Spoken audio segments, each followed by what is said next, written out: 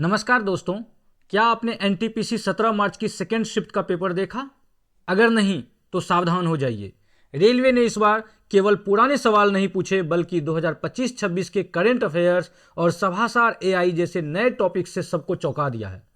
आज के इस वीडियो में हम न सिर्फ उन 100% असली प्रश्नों को हल करेंगे जो आज की शिफ्ट में आए हैं, बल्कि हर प्रश्न के साथ मैं आपको 5 ऐसे एक्स्ट्रा फैक्ट्स बताऊंगा जो आपकी अगली शिफ्ट का सवाल बनने वाले हैं।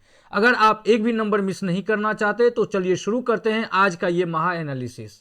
आप देख रहे हैं दर्पण जीएस, जहां तैयारी नहीं सिलेक्शन की स्ट्रेटजी बनती है। अगर आपका लक्ष्य कॉम्पिटिटिव एग्जाम में सफल होना है तो हमारे चैनल को सब्सक्राइब कर दीजिए, लाइक कर दीजिए और दोस्तों के साथ शेयर कीजिए ताकि आपको जीएस सीरीज कंप्लीटली मिलते रहे। ये प्रश्न हमने मेमोरी बेस्ड बनाया है। हमारे जो विद्यार्थी ने परीक्षा दिया उन्होंने जो बताया मेमोरी, हम उस आधार पर आपको प्रश्न सॉल्व करवा रहे हैं। तो चलिए शुरू करते हैं आज का पहला प्रश्न जो एनटीपीसी में पूछा गया है। देखिए आपके स्क्रीन पर है जो पूछा गया क्वेश्चन, वह है सिंधु घाटी सभ्यता के लोग तांबा किस राज्य से प्राप्त करते थे? तो कर्नाटक, राजस्थान, गुजरात, महाराष्ट्र। बताइए इसका आंसर। देखिए सिंधु घाटी सभ्यता के लोग तांबा किस राज्य से प्राप्त करते थे? देखिए तांबा जो है वह मुख्यतः खेतरी से प्राप्त किया जाता था। कहां से? खेतरी से। ध्यान रखिएगा कहां से प्राप्त किया जाता था वह? खेतरी। यह कहां पर है? तो यह राजस्थान में है, यहीं से प्राप्त करते। इसके अलावा ये ओमान से भी हमारे यहाँ जो है सिंधु घाटी सभ्यता के लोग ओमान से भी आयात करता था। ये भी पूछा जा सकता है अगले एग्जाम में। देखिए इसके अलावा ये जो है, ये आंसर इसका क्या हो जाएगा? B number. कर्नाटक से क्या प्राप्त किया जाता है? तो कर्नाटक से सोना प्राप्त किया जाता है। कर्नाटक में कोलार जगह है, वहां से क्या प्राप्त किया जाता है? सोना प्राप्त किया जाता है। वहीं अगर हम देखें गुजरात, तो गुजरात से क्या प्राप्त किया जाता है? कीमती पत्थर। क्या प्राप्त किया जाता है? कीमती पत्थर। ये गुजरात से प्राप्त किया जाता है। और इसके अलावा गुजरात जो है लोथल के लिए बहुत ज्यादा जो है महत्वपूर्ण है। हम अगर देखें हड़प्पा सभ्यता के संदर्भ में, ये लगातार एग्जाम में पूछा जा रहा है। ये हमने इससे पहले 16 तारीख के पेपर में देखा, 17 तारीख के फर्स्ट पेपर में देखा कि हड़प्पा सभ्यता से प्रश्न एक फिक्स है। तो आप हड़प्पा सभ्यता को बेहतर करके चले, आप हमारे साथ बने रहें। मैं आपको टोटल बताऊंगा ताकि आपका नंबर बिल्कुल अच्छा रहे। देखिए हड़प्पा सभ्यता जो है ये कैसा सभ्यता था? ये एक कांस्य युगीन सभ्यता था। कैसा सभ्यता था? यहाँ पे कांसा, ये प्रश्न भी पूछा गया है। ये इसमें क्या होता है? कांसा कैसे बनाई जाती है? तो ध्यान रखिएगा तांबा में टीन को मिला देते हैं तो क्या बन जाता है? कांसा बन जाता है। टीन जो है मुख्य रूप से जो है वह आयातित किया जाता था। यह टीन मुख्य रूप से अफगानिस्तान से मंगाया जाता था। टीन कहां से मंगवाया जाता था? अफगानिस्तान और ईरान से। बिल्कुल अफगानिस्तान और ईरान से टीन मंगवाया जाता था। सिंधु घाटी सभ्यता के लोग मंगवाते थे। हड़प्पा वासियों को एक चीज ध्यान रखिएगा, लोहे का ज्ञान नहीं था। इसके अलावा गणेश्वर, जो गणेश्वर एक जगह है, गणेश्वर, वहां पर हड़प्पा को तांबा आपूर्ति करने वाला मुख्य केंद्र माना जाता है। हड़प्पा को जो तांबा आपूर्ति किया जाता था वह कहां से किया जाता था? गणेश्वर से। और ये गणेश्वर कहां है? ये गणेश्वर भी ध्यान रखिएगा राजस्थान में। कहां पर है यह? राजस्थान में। तो सिंधु घाटी के सभ्यता के लोग तांबा किस राज्य से प्राप्त करते थे? राजस्थान से। नेक्स्ट प्रश्न अगर देखें तो देखिए यह भी पूछा गया 2025 आईसीसी महिला विश्व कप के फाइनल में प्लेयर ऑफ द मैच का पुरस्कार किसने जीता? देखिए ये आईपीएल जो है अभी जो है ये महिला विश्व कप हो, जो 2025 का पुरुष विश्व कप था उससे भी सवाल पूछा गया, आईपीएल से भी सवाल पूछा गया है। तो आप जो जाएंगे एग्जाम में अभी तो आप ध्यान रखिएगा, आप आईपीएल का भी तैयारी करके रखिएगा जो 2025 में हुई है। इसके अलावा आप जो विश्व कप हुआ है 2025 का विश्व कप, उसको कंप्लीटली तैयार कर लीजिएगा। ध्यान रखिएगा हर एक तरह का 2025 का विश्व कप, इवन की अंडर 19 विश्व कप जो 2026 में हुई है उसका भी आप तैयारी कर लीजिएगा ताकि ये सवाल बार बार रिपीट हो रहा है। आप 2025 आईसीसी महिला विश्व कप हो या पुरुष विश्व कप, उसका टोटल तैयार करके चाहिएगा। 2025 कह रहा है कि विश्व कप के फाइनल में प्लेयर ऑफ द मैच का पुरस्कार किसने जीता? आंसर बताइए। बिल्कुल सही, ए नंबर होगा इसकी, स्मृति मंधाना।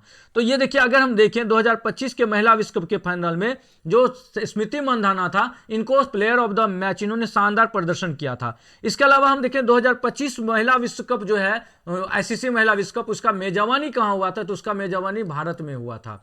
एक तो ये ध्यान रखिएगा। इसके अलावा भारतीय महिला टीम ने इस विश्व कप में बहुत शानदार प्रदर्शन किया था। और एक चीजें याद रखिए, महिला विश्व कप कितने वर्ष के अंतराल पर होता है? तो 4 वर्ष के अंतराल पर होता है। मिताली राज के बाद जो है स्मृति मंधाना, ये भारतीय बल्लेबाजी के मुख्य क्रम में माना जाता है। इसके अलावा जो है शेफाली वर्मा और दीप्ति शर्मा, ये भी इंडियन टीम के ही खिलाड़ी हैं। और वहीं अगर देखिए लौरा वोल्फर्ट, तो वो है कहां की? ये साउथ अफ्रीका की कप्तान थी। तो ध्यान रखिए। नेक्स्ट प्रश्न हम देखें अगर, तो वह है जो पूछा गया 2025 का नोबेल शांति पुरस्कार किसे प्रदान किया गया। यहां पर सवाल, ये शांति पुरस्कार काफी ज्यादा ये चर्चा का विषय रहा था। नोबेल शांति पुरस्कार, अलग अलग तरह का जो शांति पुरस्कार है, जो शिक्षा के क्षेत्र में मिला है या अन्य क्षेत्रों में, आप उन्हें इकोनॉमी के क्षेत्र में, साइंस के क्षेत्र में उसे तैयार कर लीजिएगा। देखिए क्वेश्चन है कि 2025 का नोबेल शांति पुरस्कार किसे प्रदान किया गया है। बिल्कुल सही आप जान रहे हैं, मारिया कोरिना मचाडो। किसको मिला है? Maria Corina Machado. कहाँ की ये रहने वाली है? तो ध्यान रखिएगा, ये वेनेजुएला की रहने वाली है। कहाँ की रहने वाली है? वेनेजुएला की, है ना, वेनेजुएला का रहने वाले हैं। इन्हें ये सम्मान दिया गया था। इसके अलावा हम देखें, इसमें जो निहोन हिनाक्यो दिया हुआ है, ये 2024 का है नोबेल शांति पुरस्कार विजेता। और वहीं अगर नरगिस मोहम्मदी देखें तो ये है 2023 का जो है वह नोबेल शांति पुरस्कार विजेता है। नोबेल शांति पुरस्कार कहां पर दिया जाता है? तो ध्यान रखिएगा, नॉर्वे की राजधानी कहां है? नॉर्वे की राजधानी ओस्लो में नोबेल शांति पुरस्कार दिया जाता है। और एक चीजें ध्यान रखिएगा, जो भी इसके अलावा जो भी अन्य नोबेल शांति पुरस्कार है, चाहे इकोनॉमी के क्षेत्र में या साइंस के क्षेत्र में, वह दिया जाता है कहां पर? तो वो दिया जाता है स्टॉकहोम में। कहां पर दिया जाता है? स्टॉकहोम में। शांति पुरस्कार केवल ओस्लो में, बाकी अन्य नोबेल पुरस्कार जो वह स्टॉकहोम में दिया जाता है, जो स्वीडन में जगह है। रेड क्रॉस को सबसे ज्यादा बार 3 बार मिला है नोबेल शांति पुरस्कार। किसे सबसे ज्यादा बार? रेड क्रॉस को सबसे ज्यादा बार जो है शांति का नोबेल पुरस्कार मिला। महात्मा गांधी को भी 5 बार नामांकित किया गया है, लेकिन अभी तक उसको यह पुरस्कार नहीं दिया गया है। पहला भारतीय जिन्हें नोबेल शांति पुरस्कार दिया गया है, आप मेरे कमेंट बॉक्स में लिखिए, देखते हैं आपको कितना तैयारी किए। और रविन्द्रनाथ टैगोर को कब नोबेल शांति पुरस्कार मिला है, यह भी आप कमेंट बॉक्स में लिखिए। यह पुरस्कार जो है ये अल्फ्रेड नोबेल के वसीयत के अनुसार दिया जाता है। उन्हीं के नाम पर दिया गया है, अल्फ्रेड नोबेल। ध्यान रखिएगा, अल्फ्रेड नोबेल के वसीयत के अनुसार। नेक्स्ट प्रश्न देखिए जो पूछा गया है एनटीपीसी में। देखिए ये प्रश्न काफी बार, ये प्रश्न पीछे भी एक बार किया गया ब्रह्म समाज से संबंधित 16 तारीख के एग्जाम में। अब देखिए राजा राम मोहन राय बहुत ही इंपॉर्टेंट हो जाता है। आत्मीय सभा के संबंध में कौन सा कथन गलत है? इसकी स्थापना 1824 में हुई थी। बिल्कुल नहीं, ये गलत है इसका ऑप्शन। इसकी स्थापना कब हुआ था? 1814-15 में। तो आंसर पहला ऑप्शन क्या हो गया? गलत। इसका मतलब आंसर हो जाएगा ए नंबर। इसकी स्थापना किसने किया था? राजा राम मोहन राय ने। सही है ये लाइन। इसकी स्थापना कहां हुई थी? कोलकाता में हुई थी, और इसे मित्रों की समाज के रूप में भी जाना जाता है। तो आंसर इसका क्या हो जाएगा? ए नंबर। इसकी स्थापना 1824 में नहीं हुई थी। ये ध्यान रखिएगा कि इसका स्थापना कब हुई थी? तो 1814-15 में। इन्हें अगर हम कहें राजा राम मोहन राय को आधुनिक भारत का, ये प्रश्न पूछा जाता है, आधुनिक भारत का जनक, आधुनिक भारत का, हमने इसे कराया है। देखिएगा, पढ़िएगा, हमारे पिछले वीडियो को देखिएगा, आपको दिखेगा ये प्रश्न। आधुनिक भारत का जनक इन्हें कहा जाता है। एक चीज और ध्यान रखिएगा, पूछ सकता है कि ब्रह्म समाज का स्थापना कब किया गया? 1828 में ब्रह्म समाज का स्थापना किया गया। आत्मीय सभा का मुख्य उद्देश्य क्या था? ये बताइए। आत्मीय सभा का मुख्य उद्देश्य अगर पूछे तो एकेश्वरवाद था। कौन सा वाद था? एकेश्वरवाद, मतलब एक ईश्वर में विश्वास करने वाली बातें, मोनोथीज्म का प्रचार करना था। इन्होंने ही, राजा राम मोहन राय ने 1829 में सती प्रथा के उन्मूलन में महत्वपूर्ण भूमिका निभाई थी। और उस समय में गवर्नर जनरल कौन थे भारत के? वो आप हमारे कमेंट बॉक्स में लिखिए। इनके द्वारा जो लिखा गया महत्वपूर्ण पुस्तक है वह है संवाद कौमुदी। जो राजा राम मोहन राय ने महत्वपूर्ण पुस्तक लिखा है वो कौन सा नाम से जाना जाता है? संवाद कौमुदी। एक समाचार पत्र है, तो ध्यान रखिएगा। नेक्स्ट प्रश्न देखें जो पूछा गया, प्रधानमंत्री मत्स्य संपदा योजना। देखिए, प्रधानमंत्री मत्स्य संपदा योजना का औपचारिक शुभारंभ कब किया गया था? क्वेश्चन है, प्रधानमंत्री मछली से संबंधित संपदा योजना का औपचारिक शुभारंभ कब किया था? आंसर बताइए इसका। देखिए, इस योजना का जो शुरुआत किया गया था वह किया गया था, यह योजना नीली क्रांति को बढ़ावा देने के लिए की गई थी। कौन सी क्रांति को? Blue revolution. नीली क्रांति को बढ़ावा देने के लिए की गई थी, ब्लू रिवॉल्यूशन के लिए। और इसका लक्ष्य था 2024-25 तक मछली का कितना उत्पादन कर देना? ये मछली का कितना उत्पादन? 220 लाख टन तक, 220 लाख टन उत्पादन करना था इसका लक्ष्य। तो प्रधानमंत्री मत्स्य संपदा योजना ये शुरू कब की गई थी? तो ये 10 सितंबर 2020 को, ठीक ना। अगर हम देखें, ये योजना जो है मछुआरों के कल्याण के लिए और मत्स्य पालन के बुनियादी ढांचे पर केंद्रित करने के लिए। अगर आपसे पूछे कि भारत दुनिया का कितना नंबर पर मछली उत्पादक है, तो भारत दुनिया का तीसरा सबसे लार्जेस्ट कंट्री है मछली उत्पादन में। तो इसका ध्यान रखिएगा। जो अन्य तिथियां वो अन्य योजनाओं से जुड़ी है। इसका आंसर बी नंबर हो जाएगा, 10 सितंबर 2020। नेक्स्ट प्रश्न देखें। निम्नलिखित में से कौन सा नृत्य राज्य युग में सही सुमेलित नहीं है? ये एक बार फिर पूछ चुका है, दोबारा ये पूछा गया है। देखिए ये रिपीट हुआ है question. Which of the following dance state pairs is not correctly matched? Answer बताइए इसका। बाउल पश्चिम बंगाल, पनिहारी राजस्थान, वान वान जम्मू और कश्मीर, खामजाओ मणिपुर। बताइए इसका आंसर क्या होगा? देखिए इसका आंसर जो होगा, कौन सा नृत्य राजयुग में सही सुमेलित नहीं है? देखिए ये इसका सही, खामजाओ जो है यह मणिपुर का नृत्य नहीं है। मणिपुर का मुख्य शास्त्रीय नृत्य कौन सा है? तो वह है मणिपुरी। ध्यान रखिएगा, मणिपुरी, जिसे रास लीला भी कहा जाता है। कौन सा लीला? रास लीला, ये ध्यान रखिएगा। अगर हम इनमें देखें, जो इसके अलावा पुंग चोलोम और ठांगटा, ये भी मणिपुरी का है। पुंग चोलोम, ध्यान रखिएगा, पुंग चोलोम, पुंग चोलोम भी यहां का नृत्य है मणिपुर का। और दूसरा देखिए तो थांगटा है, थांगटा। अब यहां पर देखिए अगर बाउल, तो बाउल कहां का है? तो बाउल जो है पश्चिम बंगाल का, ये एक आध्यात्मिक लोक संगीत नृत्य है। ये कैसा है? ध्यान रखिएगा, आध्यात्मिक लोक संगीत नृत्य। वहीं पनिहारी अगर हम देखें तो यह राजस्थान में महिलाओं के द्वारा की जाती है। किनके द्वारा की जाती है? ये महिलाओं के द्वारा की जाती है। ये पानी लाते समय किया जाने वाला लोकगीत है। जब वो पानी भरने के लिए जाती है तो उस समय में पनिहारी किया करती हैं। और अगर हम देखें तो भारत में कुल कितने शास्त्रीय नृत्य है? तो भारत में कुल 8 शास्त्रीय नृत्य है। देखिएगा ये एग्जाम में पूछ सकता है, आप अच्छे से ये तैयारी करके जाइए। शास्त्रीय नृत्य और शास्त्रीय संगीत वगैरह पूछा जाता है। तो भारत में कुल कितने हैं? 8 संस्कृत। सबसे जो नवीनतम शास्त्रीय नृत्य है वह ध्यान रखिएगा सत्रिया। कौन सा है? सत्रिया, जो कहां पर है? असम में किया जाता है। भारत का सबसे नवीनतम शास्त्रीय नृत्य है। और सबसे पुराना शास्त्रीय नृत्य कौन सा है? भरतनाट्यम। भरतनाट्यम कहां पर यह होता है भरतनाट्यम? तो वह तमिलनाडु में। कहां पर? तमिलनाडु। तमिलनाडु में जो है सबसे पुराना भारतीय शास्त्रीय नृत्य है वो भरतनाट्यम कहा जाता है। तो आंसर इसका क्या हो जाएगा? डी नंबर, खामजाओ मणिपुर का नहीं है, बल्कि मणिपुर का मणिपुरी, थुंगीचोलोम और थांगटा है। ठीक ना, पुंगचोलोम और थांगटा। नेक्स्ट प्रश्न देखें। यह प्रश्न पूछा गया, भारतीय संविधान का अनुच्छेद 25 निम्नलिखित में किससे संबंधित है? ये प्रश्न तो उन्होंने बताया, लेकिन ये ऑप्शन हमने अपने तरीके से तैयार किया है। ऑप्शन उन्हें याद नहीं था। तो भारतीय संविधान का अनुच्छेद 25 निम्नलिखित में से किससे संबंधित है? आंसर बताइए। ये बिल्कुल धर्म की स्वतंत्रता से संबंधित है। किससे? अंतःकरण की स्वतंत्रता। और धर्म की स्वतंत्रता क्या कहता है? अंतःकरण की स्वतंत्रता, अंदर से मानने का, धर्म को अबाध रूप से मानने, आचरण और प्रचार करने का अधिकार देता है। अनुच्छेद 25 जो है ये किसी भी व्यक्ति को अपने धर्म को मानना, आचरण करना और प्रचार करने की स्वतंत्रता दी जाती है।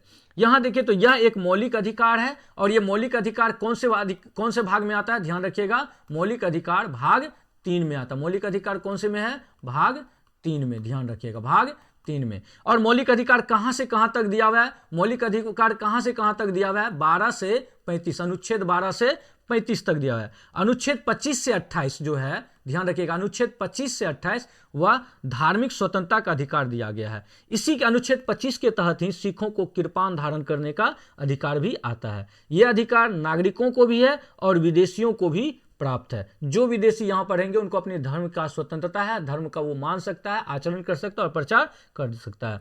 यह अधिकार जो है सार्वजनिक व्यवस्था, नैतिकता और स्वास्थ्य के अधीन भी माना जाता है। तो आंसर हो जाएगा बी नंबर। शिक्षा का अधिकार किससे संबंधित है? तो 21A से संबंधित रखिएगा। शिक्षा का अधिकार किससे? अनुच्छेद 21 से। और संवैधानिक उपचार का अधिकार किससे है? अनुच्छेद 32 से, जिसमें सुप्रीम कोर्ट को जो है दिया गया है कि वह संवैधानिक उपचार कर सकता है। कितने प्रकार के संवैधानिक उपचार हैं ये हमें बताइए आप कमेंट बॉक्स में। नेक्स्ट प्रश्न आपके सामने है, मजनू शाह निम्नलिखित में से किस आंदोलन या विद्रोह से संबंधित थे? आंसर बताइए। मजनू शाह निम्नलिखित में से किस विद्रोह या आंदोलन से? देखिए मजनू शाह जो है ये किससे संबंधित है? अगर हम देखें तो ये है किससे? बिल्कुल सही, मजनू शाह जो है फकीर विद्रोह से संबंधित थे। कौन से विद्रोह से? फकीर विद्रोह से, सन्यासी फकीर विद्रोह। आंसर क्या हो जाएगा? C number. देखिए सन्यासी विद्रोह का उल्लेख जो है ये काफी इंपॉर्टेंट है, पूछा जा सकता है, अभी काफी चर्चा में रहा है वंदे मातरम को लेकर के। सन्यासी विद्रोह का उल्लेख आनंद मठ में किया गया है। किसमें? आनंद मठ में। और आनंद मठ किसने लिखा है? बंकिम चंद्र चटर्जी, बंकिम चंद्र चटर्जी ने। ध्यान रखिएगा, इसी में चर्चा, बंकिम चंद्र ने वंदे मातरम का चर्चा किया गया। इसी से राष्ट्रीय गीत हमारा वंदे मातरम लिया गया है। सन्यासी विद्रोह जो है यह ध्यान रखिएगा बंगाल में अकाल के बाद शुरू हुआ था। किसके बाद शुरू हुआ था? अकाल के बाद। और भवानी पाठक और देवी चौधरानी इस विद्रोह की प्रमुख नेता थी। कौन कौन थे इसके प्रमुख नेता? भवानी चौधरी, ध्यान रखिएगा, भवानी चौधरी और देवी चौधरानी, देवी चौधरानी, ये दो इनके बहुत इंपॉर्टेंट थे। इसके अलावा ये अंग्रेज जो था, यह अंग्रेजों के खिलाफ किसान धार्मिक विद्रोह में से एक माना जाता है।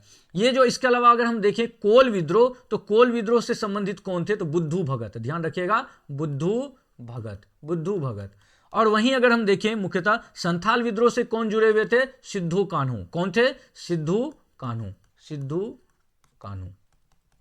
और मुंडा विद्रोह से कौन थे, बिरसा मुंडा, बिरसा मुंडा, ये भी काफी इंपॉर्टेंट है, ध्यान रखिएगा, तैयार करके, बिरसा मुंडा।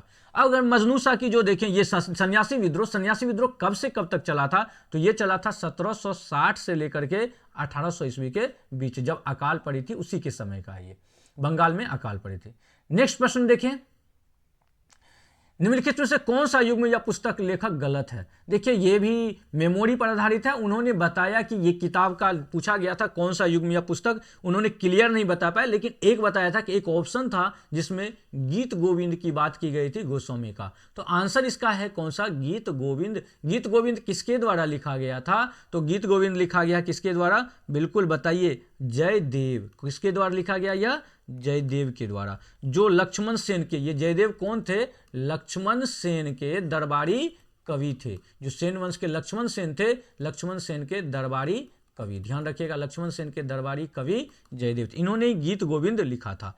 इसके अलावा अगर हम यहाँ देखें मुख्यतः जो बाबरनामा है, ये बाबर के द्वारा लिखी गई है, तुगलकनामा अमीर खुसरो के द्वारा लिखी गई, ये सही है, और पृथ्वीराज रासो जो है वह चंदबर दाई के द्वारा लिखा गया है। बाबरनामा किस भाषा में लिखी गई है, तो तुर्की भाषा में, ध्यान रखिएगा, बाबरनामा किस भाषा में लिखी गई है, तुर्की भाषा में। वहीं अगर देखिए पृथ्वीराज रासो को, तो वो हिंदी का पहला महाकाव्य माना जाता है, हिंदी का पहला महाकाव्य, ध्यान रखिएगा, हिंदी का पहला महाकाव्य किसे माना जाता है, तो वो पृथ्वीराज रासो, जिसे चंदबर दाई ने लिखा है। वहीं जयदेव का जो लिखा गया है गीत गोविंद, इसमें किसकी चर्चा है, तो भगवान कृष्ण और राधा का चर्चा, भगवान कृष्ण और राधा की इसमें प्रेम आधारित चर्चा की गई है। वही तुगलकनामा जो अमीर खुसरो का लिखा गया है, ये कब लिखा गया था, गयासुद्दीन तुगलक के समय का वर्णन है। किसके समय का वर्णन है, गयासुद्दीन तुगलक के समय का। अब देखिए इस बार जो देखा जा रहा है, हड़प्पा सभ्यता से प्रश्न पूछा जा रहा है, और जो दिल्ली सल्तनत काल है उनसे प्रश्न पूछा जा रहा है, तो आप इसे अच्छे से तैयारी करके जाइएगा। इसके अलावा अमीर खुसरो के बारे में एक चीजें और जान लीजिए। अमीर खुसरो को तोता ए हिंद के नाम से जाना जाता था, तोता ए हिंद, ध्यान रखिएगा, तोता ए हिंद के नाम से जाने, इंडियन पैरोट के नाम से जाने जाते हैं। नेक्स्ट प्रश्न देखिए अगर हम, वह है जो पूछा गया है एग्जाम में, निम्नलिखित में से किस वित्तीय संस्था की स्थापना वर्ष 1990 में हुई थी, बताइए किस वित्तीय संस्था की स्थापना, इसका आंसर बताइए आप कमेंट बॉक्स में। देखिए सिडबी का आंसर क्या हो जाएगा इसका, सिडबी, भारतीय लघु उद्योग विकास बैंक, सिडबी। इसकी स्थापना कब हुई थी, 2 अप्रैल 1990 को। इसके अलावा एसबीआई का स्थापना कब हुआ है, जो स्टेट बैंक ऑफ इंडिया है, इसका स्थापना हुआ है 1955 में। वहीं आईसीआईसीआई बैंक का स्थापना हुआ है 1994 ईस्वी में। और जो वित्त आयोग है इसकी स्थापना कब हुआ है, तो ये भारत के जस्ट आजाद होने के बाद 1951 ईस्वी में। सिडबी का अगर मुख्यालय पूछे हमसे कि मुख्यालय कहाँ है, मुख्यालय सिडबी का है लखनऊ। मुख्यालय कहाँ पर है, तो मुख्यालय है लखनऊ में। इसका मुख्य काम क्या है, सिडबी का मुख्य काम, तो वह है एमएसएमई। एमएस मतलब जो माइक्रो है यानी सूक्ष्म, और स्मॉल यानी लघु, और मीडियम जो मध्य का समय का उद्यम है, medium, micro, small, medium enterprises, उसको वित्त प्रदान करना है। जो छोटे उद्योग हैं, मध्यम आकार के उद्योग हैं, उनको वित्त प्रदान करना। ये जो है आईडीबीआई का, ध्यान रखिएगा, आईडीबीआई जो है उसका पूर्ण स्वामित्व वाला सहायक कंपनी के रूप में शुरू हुआ है। ये वर्तमान में जो है एक स्वतंत्र वित्तीय संस्थान है। और एक चीज़ और ध्यान रखिएगा, भारत में जितने भी बैंकिंग सेक्टर हैं सभी का रेगुलेशन कौन करता है, तो सभी का regulation RBI, reserve bank of India करता है। तो आंसर इसका ए नंबर। नेक्स्ट प्रश्न देखें हम अगर, तो वह देखिए है आपके स्क्रीन पर, बहुपक्षीय सैन्य अभ्यास टेलिस्मैन सेवर, ये पूछा गया टेलिस्मैन सेवर, जिसमें भारत ने एक पर्यवेक्षक के रूप में भाग लिया, किस देश द्वारा आयोजित या होस्ट किया गया था? The multilateral military exercise Talisman Sabre in which India participated as an observer was hosted by which country? Answer बताइए इसका। ऑस्ट्रेलिया, भारत और जापान, फ्रांस और यूके और इंडोनेशिया। आंसर इसका बताइए। देखिए टेलिस्मैन सेवर के बारे में अगर देखें तो ये मुख्यतः ऑस्ट्रेलिया और अमेरिका के बीच में हुआ था। किसके बीच में? ऑस्ट्रेलिया और अमेरिका के बीच में। तो ध्यान रखिएगा, ऑस्ट्रेलिया के साथ किसने काम किया था? अमेरिका। ऑस्ट्रेलिया और अमेरिका के बीच में ये हुई है। यह है क्या? मुख्यतः ये सबसे बड़ा द्विपक्षीय सैन्य अभ्यास है। ये जो है इसमें अगर हम देखें, ये अभ्यास हर एक 2 साल पर आयोजित की जाती है। कितने साल पर? 2 साल पर यह आयोजित किया जाता है। इसका मुख्य उद्देश्य क्या है? इसका मुख्य उद्देश्य है हिंद महासागर और प्रशांत महासागर। ध्यान रखिएगा, हिंद महासागर और प्रशांत महासागर जो है, ध्यान रखिएगा, हिंद महासागर और प्रशांत महासागर में सुरक्षा और सहयोग को बढ़ाना है। भारत, जापान और दक्षिण कोरिया जैसा देश जो है इसका हमेशा पर्यवेक्षक रहता है। इसके अलावा अगर हम देखें मालाबार अभ्यास, ये मालाबार अभ्यास को ध्यान रखिएगा, ये भी प्रश्न पूछा जा सकता है। अभी काफी ज्यादा ये हिट लिस्ट में है। मालाबार अभ्यास देखें तो ये 4 देश जो है वह है कौन कौन? इंडिया, यूएसए प्लस जापान और ऑस्ट्रेलिया, इनके बीच होता है। इसको कहा जाता है क्वाड। क्या कहा गया है? क्वाड। यानी कि ये 4 देश मिलकर के हैं, तो ये इनके बीच है। तो हम देखें अगर, तो जो मालाबार अभ्यास है ये 4 देश हो गए। इसके अलावा एक जिमैक्स अभ्यास, यहाँ जो हम देखें, एक जिमैक्स अभ्यास का भी ध्यान रखिएगा। जिमैक्स ये काफी ज्यादा भी चर्चा में रहा है। जिमैक्स अभ्यास, ये जो जिमैक्स अभ्यास है ये भारत और जापान के बीच की जाती है। किसके बीच? भारत और जापान के बीच। ठीक है ना? तो ये आप प्रश्न का ध्यान रखिएगा। तो टेलिस्मैन सेवर किसके द्वारा, किसके बीच में होता है? ऑस्ट्रेलिया और अमेरिका के बीच में। तो आंसर क्या हो जाएगा? ऑस्ट्रेलिया। कहां पर होस्ट किया गया है? तो वो किया गया है ऑस्ट्रेलिया में। भारत इसमें क्यों पूछा गया इसमें? तो भारत इसमें पर्यवेक्षक के रूप में शामिल हुआ है। भारत इसमें किसके रूप में शामिल हुआ है? पर्यवेक्षक के रूप में, इसीलिए यह प्रश्न पूछा गया है। नेक्स्ट देखें तो वह है समशीतोष्ण चक्रवातों के कारण तटीय क्षेत्रों में होने वाले विनाश का मुख्य कारण क्या है? देखिए, what is primary cause of coastal destruction due to temperate cyclones? जो समशीतोष्ण चक्रवात है उसके कारण क्या होता है? केवल भारी हिमपात, तूफानी लहरें और भारी वर्षा, सुनामी लहरें और रेतीली तूफान। देखिए, जब भी समशीतोष्ण चक्रवात होता है बहुत ज्यादा तूफान लेकर के वो लहर उठती है और काफी ज्यादा कोस्टल एरिया में क्या करता है? भारी बारिश करती है। ये चक्रवात जो तेज हवाएं समुद्र के स्तर को ऊपर उठा देती है इन चक्रवात में जो होती है, जिससे तटीय इलाका में बाढ़ और भारी वर्षा से काफी ज्यादा नुकसान होता है। इसके अलावा अगर हम देखें सुनामी लहर, तो ये भूकंप से आता है। क्या किससे आता है? ये भूकंप से आता है। वहीं चक्रवात से नहीं। वहीं रेतीला तूफान कहां पर आता है? तो ये रेगिस्तान के क्षेत्र में आता है। तो ये ध्यान रखिएगा। समशीतोष्ण चक्रवात कहां पर होती है? अगर हम समशीतोष्ण चक्रवात के संबंध में देखें तो किस अक्षांश के बीच होता है? तो 35 डिग्री से 65 डिग्री अक्षांश के बीच होता है। ये ध्यान रखिएगा। ये इंडिया में नहीं होगा समशीतोष्ण चक्रवात, बल्कि ये यूरोप जैसे देशों में होता है। इसके अलावा इन्हें जो है अतिरिक्त उष्णकटिबंधीय चक्रवात भी कहा जाता है। इन्हें ध्यान रखिएगा, इन्हें हम एक्स्ट्रा ट्रॉपिकल जो है ट्रॉपिकल साइक्लोन्स भी कहते हैं। अतिरिक्त उष्णकटिबंधीय चक्रवात के नाम से भी ये जाना जाता है। ये ध्यान रखिएगा, पूछ देगा अगर अतिरिक्त उष्णकटिबंधीय चक्रवात के नाम से किन्हें जाना जाता है, ये किस कटिबंध में होता है? कटिबंधीय चक्रवात, ये जाना जाता है समशीतोष्ण चक्रवात। भारत में सर्दी में होने वाला जो होता है वर्षा, वो किसके कारण होती है? वो होती है पश्चिमी विक्षोभ के कारण, और ये पश्चिमी विक्षोभ ही है समशीतोष्ण चक्रवात। समशीतोष्ण चक्रवात, इनके आने से पहले आकाश में क्या होता है? जो साइरस क्लाउड्स होते हैं, साइरस क्लाउड्स मतलब पक्षाप बादल, वो पूरी तरह छा जाता है। ये चक्रवात हमेशा पश्चिम से पूर्व की ओर बहता है। किधर से किधर बहता है? इसका दिशा क्या होता है? पश्चिम से पूर्व की ओर बहने की। नेक्स्ट प्रश्न देखें, अगर हम एक चीज और ध्यान रखिएगा समशीतोष्ण चक्रवात के संदर्भ में, इसका आकार कैसा होता है? समशीतोष्ण आकार भी आकार का होता है। ठीक है ना? भी या अंडाकार, भी आकार का होगा या तो अंडा के आकार का होता है समशीतोष्ण चक्रवात का। ठीक है। नेक्स्ट प्रश्न देखें, हमारे स्क्रीन पर जो पूछा गया है वह है कौन सा? भारतीय संविधान के किस अनुच्छेद के तहत राष्ट्रपति केंद्र शासित प्रदेशों के लिए, देखिए ये प्रश्न पूछा गया अभी 16 तारीख को भी, राष्ट्रपति केंद्र शासित प्रदेशों के लिए एक प्रशासक की नियुक्ति करते हैं। ये प्रश्न पूछा गया 16 तारीख को, रिपीट हुआ ये question. Under which article of the Indian constitution does the president appoint and administration for union territory? Answer बताइए इसका। बिल्कुल इसका आंसर हो जाएगा अनुच्छेद 239। ठीक ना। ये देखिए अनुच्छेद 239 के तहत राष्ट्रपति जो है, देखिए केंद्र शासित प्रदेश में दो प्रकार का होता है। एक होता है हमने केंद्र शासित प्रदेश, उसमें अगर हम देखें तो केंद्र शासित प्रदेश है, एक है जहां पर विधानसभा है, जहां पर क्या है, विधानसभा, और एक केंद्र शासित प्रदेश ऐसा है जहां पर विधानसभा नहीं है, ठीक ना। तो विधानसभा जहां भी होता है वहां पर जो होता है एलजी होता है, और जहां विधानसभा नहीं होता है, जहां पे विधानसभा नहीं होता है वहां पर क्या होते हैं, वहां पर प्रशासक नियुक्त की जाती है ना, प्रशासक नियुक्त। कहाँ कहाँ विधानसभा है, तो विधानसभा J&K में है, इसके अलावा दिल्ली में है और पुडुचेरी में है, पुडुचेरी में। अब देखिए कहता है कि अनुच्छेद 239 के तहत राष्ट्रपति केंद्र शासित प्रदेशों पर एक प्रशासक या किसकी नियुक्ति करता है, उपराज्यपाल की नियुक्ति करता है। तो आंसर हो जाएगा ए नंबर। वहीं अगर 243 देखें तो यह किससे रिलेटेड है, ये पंचायत से रिलेटेड है। 214 किससे रिलेटेड है, हाई कोर्ट से रिलेटेड है, किनसे, हाई कोर्ट से। और अनुच्छेद 256 किससे रिलेटेड है, आपात काल से रिलेटेड है।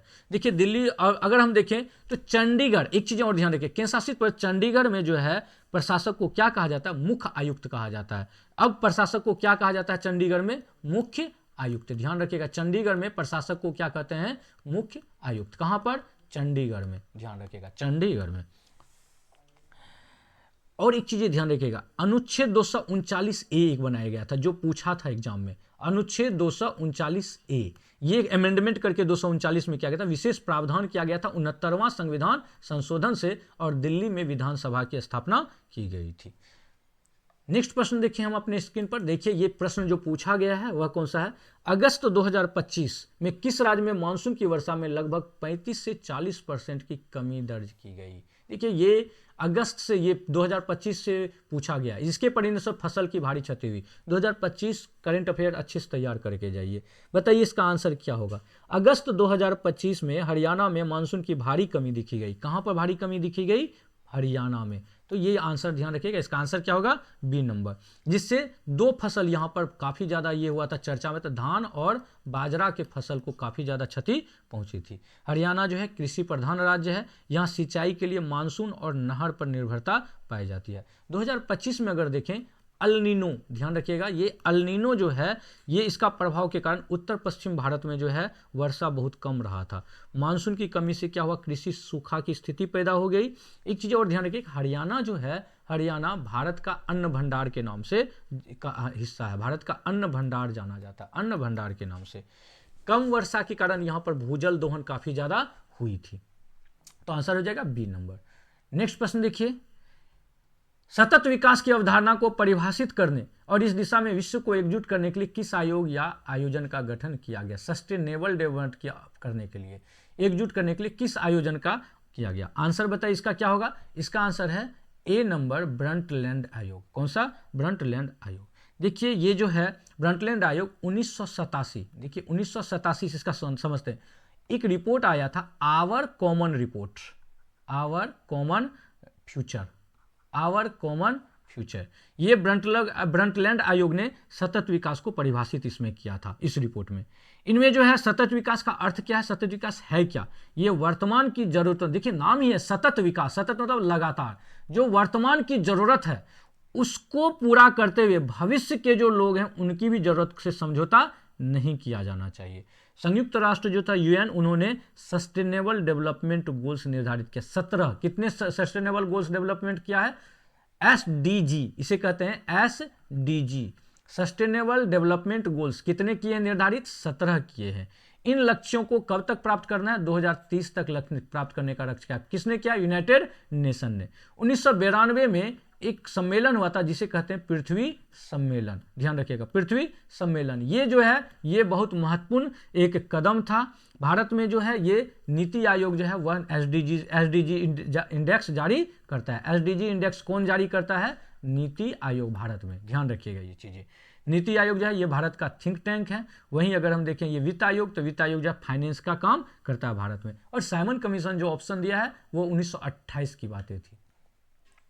नेक्स्ट प्रश्न जो पूछा गया है वह कौन सा है, कंप्यूटर प्रणाली में प्रिंटर किस प्रकार का डिवाइस यंत्र है। बताइए इसका आंसर। कंप्यूटर प्रणाली में प्रिंटर किस प्रकार का डिवाइस यंत्र है। बिल्कुल ये कंप्यूटर प्रिंटर जो है वो कौन सा है, आउटपुट डिवाइस है। नेक्स्ट प्रश्न देखिए, 52वें संविधान संशोधन अधिनियम के तहत किसी सदन के सदस्य पर दल बदल विरोधी कानून लागू होने का एक प्रमुख अधिकार आधार क्या है? अब देखिए, सबसे पहले यहां पर दल बदल विरोधी कानून ये कौन से संविधान संशोधन अधिनियम के तहत आया? एंटी डिफेक्शन लॉ, 52वां संविधान संशोधन अधिनियम के तहत। देखिए, ये कानून जो है, ये कानून 10वीं अनुसूची, जो संविधान का 10वीं अनुसूची शेड्यूल है, उसमें जोड़ा गया है। ध्यान रखिएगा, 10वीं अनुसूची में जोड़ा गया है 1985 में। कब? 1985 में। उस समय में कौन थे? तो उस समय में प्रधानमंत्री था राजीव गांधी। राजीव गांधी के समय ये आया था। सदन का अध्यक्ष जो है वो क्या कर सकता है? दल बदल पर अंतिम निर्णय लेता है। कौन लेता है? सदन का अध्यक्ष, यानी लोकसभा में लोकसभा अध्यक्ष और राज्यसभा में जो है राज्यसभा का अध्यक्ष। राज्यसभा का अध्यक्ष कौन होते हैं? उपराष्ट्रपति। यदि 2/3 सदस्य, ध्यान रखिएगा, अगर सदन का 2/3 सदस्य जो है एक साथ पार्टी छोड़े तो उसे विलय माना जाता है, उसे अयोग्य नहीं माना जाता है। मनोनीत सदस्य जो होता है वो 6 महीने के बाद किसी भी पार्टी में शामिल होने पर अयोग्य हो जाता है। अगर कोई मनोनीत सदस्य है, 6 महीने के बाद अगर वो किसी और पार्टी में शामिल हो गया तो उन्हें अयोग्य घोषित कर दी जाती है। तो इस आधार पर आंसर क्या होगा? देखिए, लागू होने का एक प्रमुख आधार क्या है, लेकिन उसके लिए आधार क्या बनाया गया है? यदि कोई सदस्य पार्टी के निर्देशों के खिलाफ वोट देता है, ठीक है ना, अगर वोट दे देता है या वोट नहीं देता है तो उसकी जो सदस्यता है वह रद्द हो सकती है। अभी जैसे दिया गया था जो हुआ था अभी राज्यसभा का जो वोट हुआ था, या हम कहें कि लोकसभा अध्यक्ष के खिलाफ जो वोट हुआ था, उसमें व्हिप जारी की गई थी। तो व्हिप जो जारी की जाती है, तो उसमें व्हिप अगर जारी किया गया तो वो क्या हो जाएगा? व्हिप यानी निर्देश। व्हिप का मतलब क्या होता है? निर्देश। तो व्हिप जारी करने में उसके खिलाफ नहीं जा सकता या वोट नहीं दे सकता, ये काम नहीं कर सकता। तो आंसर इसका क्या हो जाएगा? ए नंबर। सदन में अपनी पार्टी के व्हिप के विरुद्ध मतदान करना, तो ए नंबर।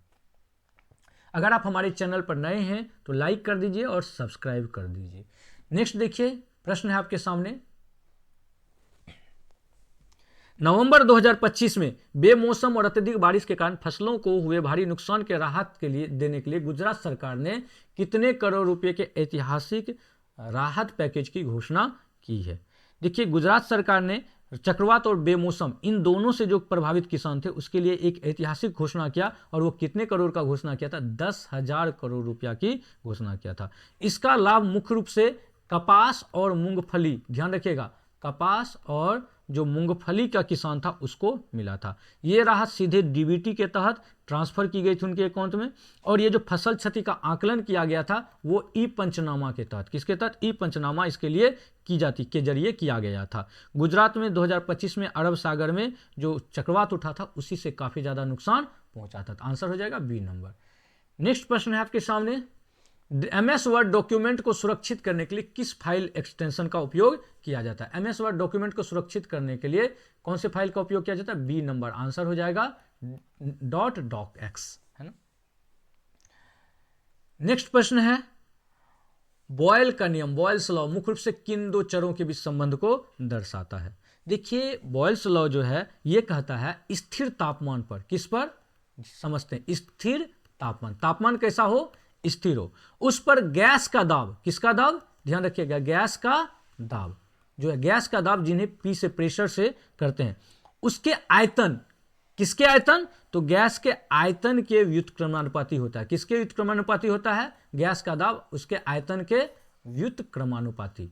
व्युत्क्रमानुपाती मतलब कि गैस का दाब अगर पी है तो वो व्युत्क्रमानुपाती किसके होता है? आयतन। प्रेशर जो है वो उसके आयतन के वॉल्यूम के व्युत्क्रमानुपाती होता है। तो पी वर्सेस कहता है कि मुख्य रूप से किन दो चरों के बीच, तो किन के बीच दिखा रहा है ये? तो एक आयतन को और दूसरा किसका दिखा रहा है? दाब और आयतन। तो आंसर क्या हो जाएगा? बी नियम, बी नंबर।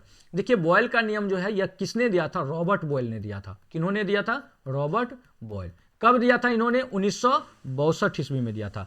इन्होंने कहा कि यदि आप दबाव बढ़ाएंगे तो गैस का आयतन क्या हो जाएगा? कम हो जाएगा। और इसी नियम पर गोताखोर जो होते हैं, गोताखोर जो हमारे जो स्कूबा ड्राइवर्स होते हैं, जो गोताखोर स्कूबा ड्राइवर्स, ये लोग जो है यही नियम इनके लिए बहुत महत्वपूर्ण होता है। सिरिंज जो होता है, सिरिंज का काम भी बॉयल के नियम के उदाहरण पर की जाती है। नेक्स्ट प्रश्न है आपके सामने, एक हार्ड डिस्क ड्राइवर में डेटा को अस्थायी रूप से स्टोर करने के लिए मुख्य रूप से किसका उपयोग किया जाता है? एक हार्ड डिस्क ड्राइवर में, बिल्कुल इसका आंसर हो जाएगा चुंबकीय प्लेटर। जो एचडीडी के अंदर जो गोल डिस्क होती है उन पर चुंबकीय रूप से डेटा स्टोर किया जाता है, ठीक ना। नेक्स्ट देखिए, निम्नलिखित में से कौन सा कारण अर्थव्यवस्था के तृतीयक क्षेत्र में बढ़ती गतिविधियों के लिए मुख्य रूप से उत्तरदायी है? देखिए तृतीयक क्षेत्र, ये पूछा जा रहा है, काफी बार ये प्रश्न पूछा जा रहा है, प्राथमिक, द्वितीयक और तृतीयक क्षेत्र। आप इन्हें अच्छे से एक बार तैयार कर लीजिए।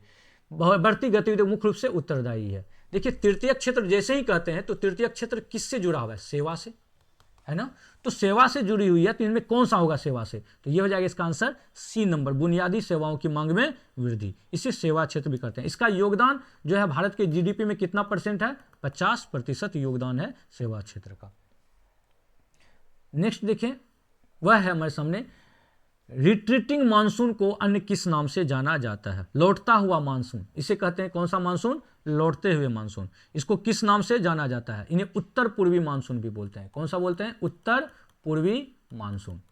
उत्तर पूर्वी मानसून, यानी कि ये जो है उत्तर पूर्वी मानसून को ही रिट्रीटिंग मानसून से। उत्तर पूर्वी मानसून से ध्यान रखिएगा, अक्टूबर और नवंबर के महीने में, कौन से महीने में? अक्टूबर और नवंबर के महीने में जो होता है, ये जो कोरोमंडल तट है तमिलनाडु का, वहां पर काफी ज्यादा बारिश करता है। आंध्र प्रदेश, तमिलनाडु, इन क्षेत्रों में जो क्षेत्रों में ये बारिश काफी ज्यादा करती है। मानसून की वापसी को ही जब माना जाता है उत्तर पूर्वी मानसून।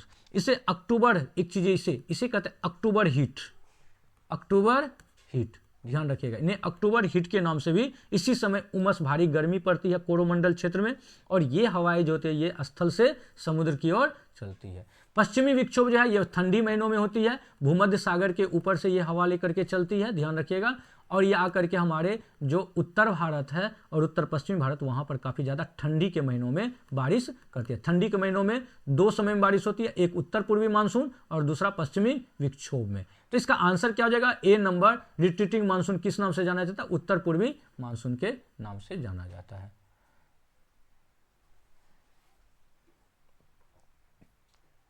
नेक्स्ट स्क्रीन पर सवाल है, निम्नलिखित में से गेहूं निम्नलिखित में से किस प्रकार की फसल श्रेणी में आता है?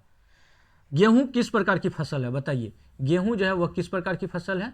बिल्कुल ये बी नंबर, रबी की फसल है। देखिए रबी की फसल में अगर हम देखें कौन कौन सा आता है? जौ, चना, सरसों, मटर, ये सब जो होता है वह रबी के फसल में। रबी का फसल मुख्यतः जब बारिश ना हो, जैसे कि ठंडी के महीने में रबी की फसल होती है। वहीं खरीफ का फसल अगर हम देखें तो खरीफ के फसल में मुख्यतः कौन कौन आता है? धान और मक्का। हालांकि मक्का को रबी के फसल में भी माना जाता है, ये रबी और खरीफ दोनों में आ जाता है। वहीं अगर जायद का फसल देखें तो वो कौन कौन है? तरबूज और ककड़ी, ठीक ना। एक चीज ध्यान रखिएगा, रबी का फसल जो है वह अक्टूबर नवंबर में बोया जाता है। कब बोया जाता है? अक्टूबर नवंबर में बोया जाता है। और गर्मी में ये क्या कहता है? जैसे ही मार्च अप्रैल होती है, बिल्कुल इसी समय एग्जाम के समय में, मार्च अप्रैल में, इस समय में ये क्या कर लिया जाता है? काट लिया जाता है ना। मार्च अप्रैल में ये काटा जाता है। गेहूं के उत्पादन में अगर हम देखें तो गेहूं के उत्पादन में चीन के बाद भारत का दूसरा स्थान है। भारत कितने नंबर पर है? गेहूं के विश्व में सेकेंड स्थान। फर्स्ट स्थान पर कौन है? फर्स्ट स्थान पर चीन है, ध्यान रखिएगा। हरित क्रांति का सबसे अधिक सकारात्मक प्रभाव अगर हम देखें तो किस पर पड़ा हरित क्रांति का? तो वो गेहूं पर ही हरित क्रांति का सबसे सकारात्मक प्रभाव पड़ा है, ठीक ना। नेक्स्ट प्रश्न देखें,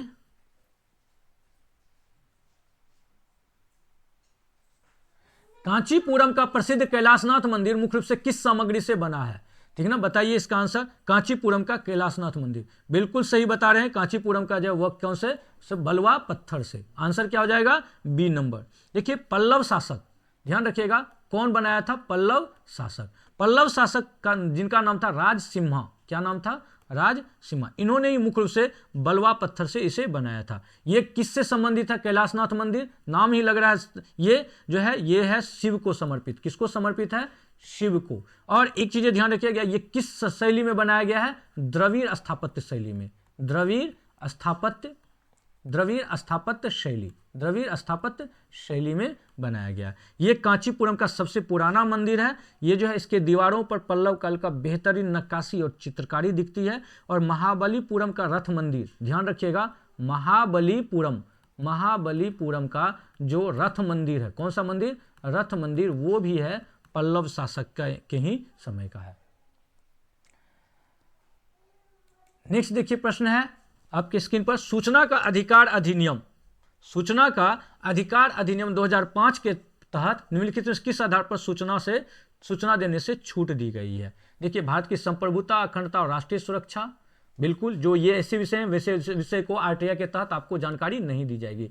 विदेशी सरकारों से प्राप्त गोपनीय सूचना की भी जानकारी नहीं दी जाएगी। व्यक्तिगत जानकारी भी सार्वजनिक हित के संबंध में उसको नहीं दी जाएगी। तो आंसर इसका क्या हो जाएगा, उपरोक्त सभी। क्या हो जाएगा, उपरोक्त सभी, डी नंबर। एक चीज जान लीजिए, आरटीआई जो आया था, आरटीआई वो कब आया था, वो आया था 12 अक्टूबर 2005 को, 12 अक्टूबर 2005। इसका उद्देश्य क्या है, सरकार में पारदर्शिता लाना। अगर ये सूचना जो है, कोई भी सूचना सरकार से मांगी जाएगी तो सरकार को कितने दिन के अंदर सूचना देना होगा, 30 दिन के भीतर सूचना देना होगा। यदि मामला जीवन और स्वतंत्रता से जुड़ा होगा तो 48 घंटे में जवाब देना होगा। ध्यान रखिएगा, जीवन और स्वतंत्रता से अगर जुड़ी हुई हो कोई मामला तो कितने देर में देना पड़ेगा, 48 घंटे के अंदर जवाब देना पड़ेगा। मुख्य सूचना आयुक्त की नियुक्ति कौन करता है, तो मुख्य सूचना आयुक्त का नियुक्ति राष्ट्रपति करता है। अब बताइए वर्तमान में मुख्य सूचना आयुक्त कौन है, ये आप कंप्लीट बताइए कमेंट बॉक्स में, ये प्रश्न पूछ सकता है, कमेंट बॉक्स में आप इसका आंसर बताइए। नेक्स्ट प्रश्न है आपके स्क्रीन पर,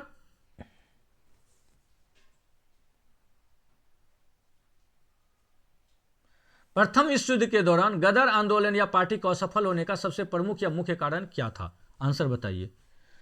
प्रथम इस गदर आंदोलन पार्टी के असफल होने का सबसे मुख्य कारण क्या था, इसका आंसर देखिए, धन और हथियारों की भारी कमी, नहीं। भारतीय राष्ट्रीय कांग्रेस का विरोध, बिल्कुल नहीं। गदर नेताओं का आपसी मतभेद, ये भी नहीं है। ब्रिटिश जासूसों द्वारा सूचना का लीक होना और नेतृत्व की कमी, नेतृत्व की कमी भी थी और ब्रिटिश जासूसों द्वारा सूचना का लीक भी हुआ था। 1915 में, ध्यान कब हुआ था गदर पार्टी का, 1915 में जो है, ध्यान रखिए 1915 में जो है सैन्य विद्रोह की ये योजना की गई थी। ब्रिटिश गुप्तचर को ये बातें पहले ही पता चल गई थी और प्रमुख नेताओं को गिरफ्तार कर लिया था। गदर पार्टी का स्थापना कब हुआ था, 1913 में, और ये हमने पढ़ाया भी आगे पीछे, देखिएगा वो आप हमारे पिछले वीडियो को तो आपको मिलेगी। ये 1913 में कहाँ पे हुआ था, सैन फ्रांसिस्को में। कहाँ पर हुआ था इसका गठन, सैन फ्रांसिस्को, और सैन फ्रांसिस्को कहाँ पर है, तो यूएसए में। कहाँ पर है, यूएसए में हुई थी। इसके संस्थापक कौन थे, संस्थापक लाला हरदयाल और सोहन सिंह भाखना। लाला हरदयाल और सोहन सिंह भाखना, ध्यान रखिएगा, सोहन सिंह भाखना इसके संस्थापक थे। और गदर नाम का अखबार जो था वो किस भाषा में निकलता था, गदर नाम का अखबार उर्दू और पंजाबी जो गुरुमुखी भाषा में, लिपि में निकाली जाती थी। करतार सिंह सराभा इसके सबसे युवा शहीद माने जाते हैं। ये आंदोलन जो है, ये आंदोलन को किसने ज़्यादा तेज कर दिया, तो कामगाटा मारू आंदोलन। ध्यान रखिएगा, कामगाटा मारू आंदोलन, ये जो है इस आंदोलन को काफ़ी ज़्यादा तीव्र कर दिया था। नेक्स्ट प्रश्न देखिए स्क्रीन पर, वह है ग्राम पंचायतों की बैठकों की कार्यवाही को रिकॉर्ड करने, उनके सारांश तैयार करने और प्रस्तावकों के डिजिटल प्रबंधन के लिए भारत सरकार द्वारा लॉन्च किए गए एआई आधारित एप्लीकेशन का नाम क्या है, बताइए इसका आंसर। बिल्कुल इसका नाम है, कौन सा है, ये सभासार। आंसर क्या हो जाएगा, बी नंबर, सभासार। भारत सरकार के जो ग्राम सभा है उसकी कार्यवाही को पारदर्शी बनाने के लिए और डिजिटल रिकॉर्ड रखने के लिए सभासार नाम का जो है एआई शुरू की गई है। ये पंचायत स्तर पर गुड गवर्नेंस, ध्यान रखिएगा, पंचायत स्तर पर कौन सा गवर्नेंस, गुड गवर्नेंस को बढ़ावा देता है। ये आवाज़ को क्या करता है, जो हमारा साउंड है, अगर हम बोलेंगे साउंड को ये क्या करता है, टेक्स्ट में लिखे हुए में बदल देता है, टेक्स्ट में जो है मिनट बदलकर मिनट में तैयार करता है। इससे भ्रष्टाचार में कमी होगी और इससे प्रस्तावों के कार्यान्वयन, जो भी योजनाएं उनके कार्यान्वयन में तेजी भी आएगी। ये ई ग्राम स्वराज जो पोर्टल है उसके साथ इसको एकीकृत किया गया है, जिससे कि पंचायतों को डिजिटल रूप से सशक्त बनाया जा सके और डिजिटल इंडिया का हिस्सा बन सके। तो आपका ये जो प्रश्न पूछा गया है जो इस शिफ्ट में, वो इम्पोर्टेंट, आप इसे अच्छे से तैयारी करिए। अगर आप हमारे चैनल पर नए हैं तो लाइक और सब्सक्राइब कर दीजिए और अगले वीडियो के लिए आप हमारे अगले वीडियो को देखें। धन्यवाद।